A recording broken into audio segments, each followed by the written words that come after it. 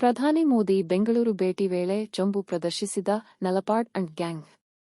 ಬೆಂಗಳೂರು ಲೋಕಸಭೆ ಚುನಾವಣೆ ಪ್ರಚಾರದಲ್ಲಿ ತೊಡಗಿರುವ ಪ್ರಧಾನಿ ನರೇಂದ್ರ ಮೋದಿ ಅವರು ಇಂದು ಬೆಂಗಳೂರಿಗೆ ಆಗಮಿಸಿದ್ದ ವೇಳೆ ಭದ್ರತಾ ಲೋಪ ಉಂಟಾಗಿದೆ.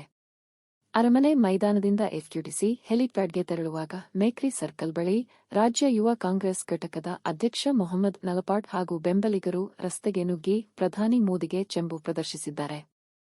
ಹೀಗಾಗಿ ಅವರನ್ನು ಪೊಲೀಸರು ವಶಕ್ಕೆ ಪಡೆದಿದ್ದಾರೆ.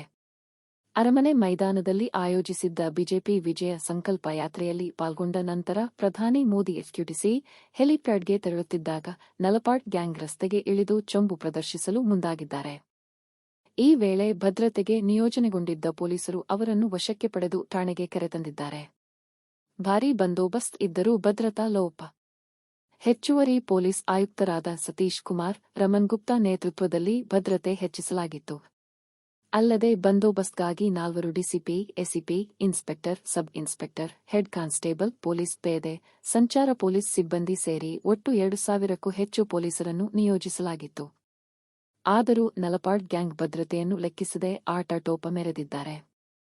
ಅರಮನೆ ಮೈದಾನದಲ್ಲಿ ಪ್ರಚಾರ ಸಭೆಯ ನಂತರ ಮೋದಿ ಅವರ ಬೆಂಗಾವಲು ಪಡೆ ತೆರಳಬೇಕಿದ್ದ ಮಾರ್ಗದ ಸಮೀಪವಿರುವ ಬೈದಲೇನ್ನಲ್ಲಿ ಖಾಲಿ ಚೊಂಬು ಹಿಡಿದು ಪ್ರತಿಭಟನೆ ನಡೆಸಲು ಮೊಹಮ್ಮದ್ ನಲಪಾಡ್ ಹಾಗೂ ಸಂಗಡಿಗರು ಪ್ರಯತ್ನಿಸಿದರು.